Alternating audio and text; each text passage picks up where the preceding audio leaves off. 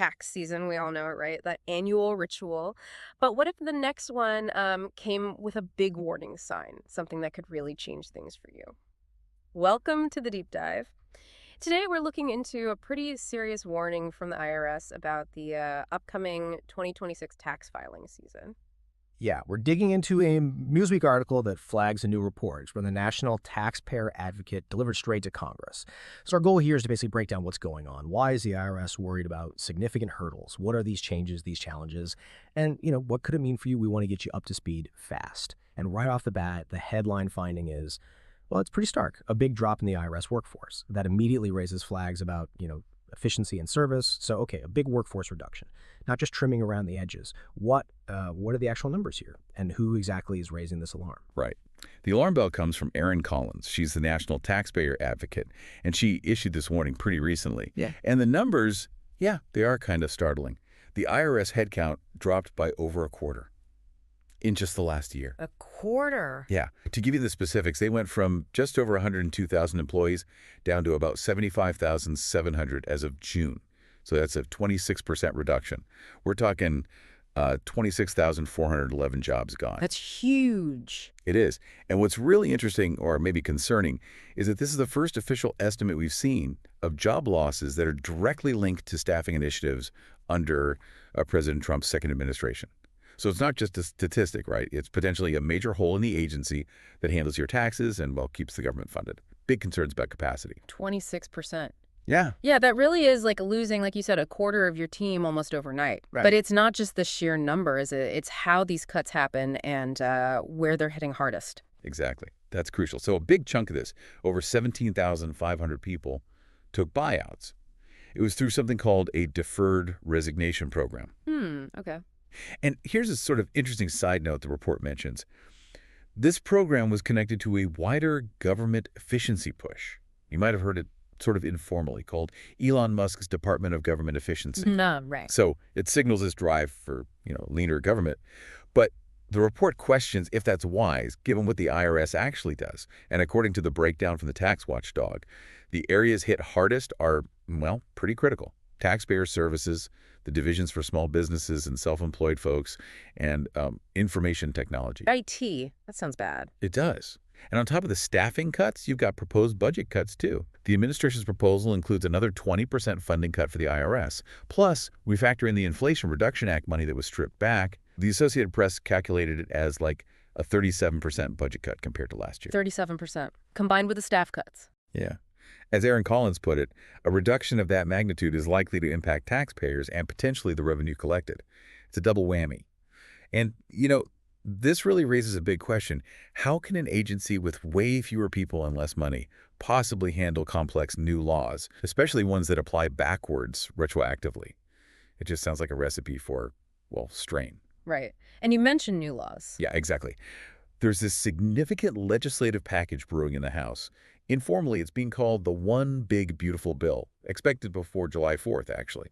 And this bill could add a whole new layer of complexity. Key parts of it might apply retroactively to the 2025 tax year, the one we're in now. So changes for taxes already happening, like what? Well, one big example is they're proposing to disallow employee retention credit claims the ERC after January 31st, 2024. Retroactively. Whoa, the ERC, that was a big pandemic thing for businesses. Exactly. So that could really pull the rug out from under a lot of businesses, making them, reevaluate filings they already made. And changes like that. They need super fast updates to tax forms, to the IT systems. That just puts immense pressure on a staff that's already stretched thin. Okay, let's bring this down to the ground level. For you, listening right now, maybe you're expecting a refund next year, or maybe you just run into a simple question.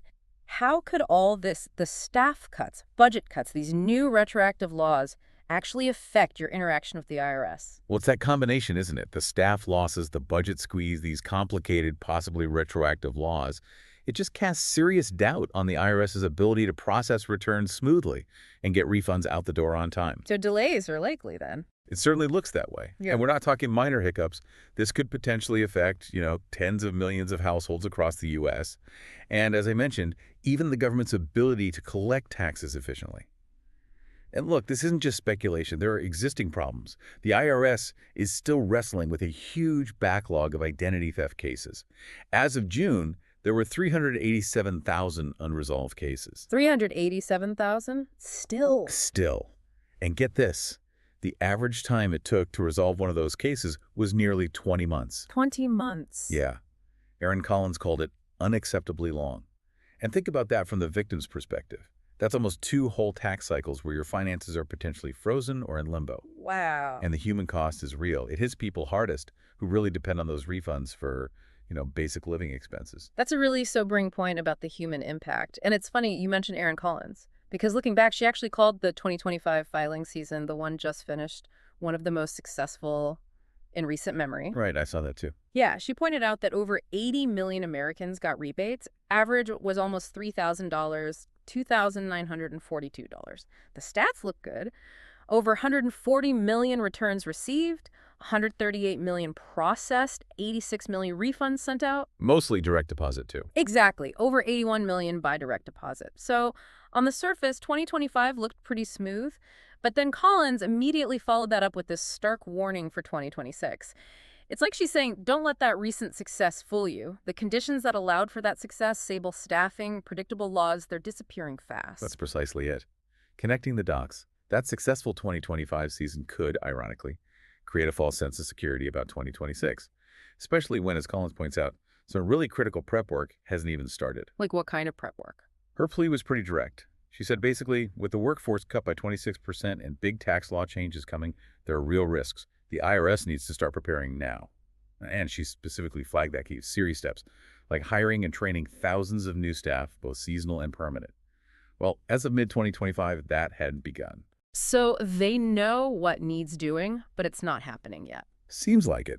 It points to a real gap between knowing the urgency and actually taking action. Okay, so it really boils down to needing action, like yesterday.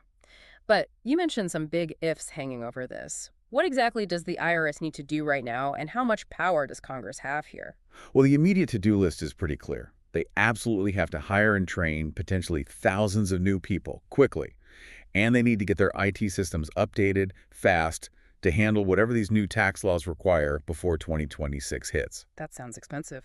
It is. The Treasury Department has put in a request for $852 million to fund exactly these efforts. Okay, so the money's been requested. But the biggest if, as you said, is Congress. What they decide to do with tax legislation, like that one big, beautiful bill, and critically, what they decide about the IRS budget proposals also expected before July 4th. Those decisions are going to be absolutely crucial. They will basically set the scale of the challenge for the next tax season. The IRS's ability to actually prepare really depends on getting that legislative backing and the funding, in time. Right. So just to quickly recap where we've landed in this deep dive, we've got an IRS with significantly fewer staff, Down 26%. facing potentially complex, maybe even retroactive new tax laws. And all this is setting up some serious potential hurdles for the 2026 filing season. We're talking concerns about everything from just general processing delays affecting millions to that specific ongoing and really unacceptable backlog in sorting out identity theft cases. Exactly. So given these pretty clear warnings, right? Warnings about slower processing, bigger backlogs, rapid changes to tax law. It makes you wonder, what basic assumptions might you need to rethink about how you handle your own taxes in the next few years? Maybe how you plan, how you file. Could this be your reason to get even more organized, more proactive with your financial records? Just something to chew on as we look ahead to whatever the next tax season brings.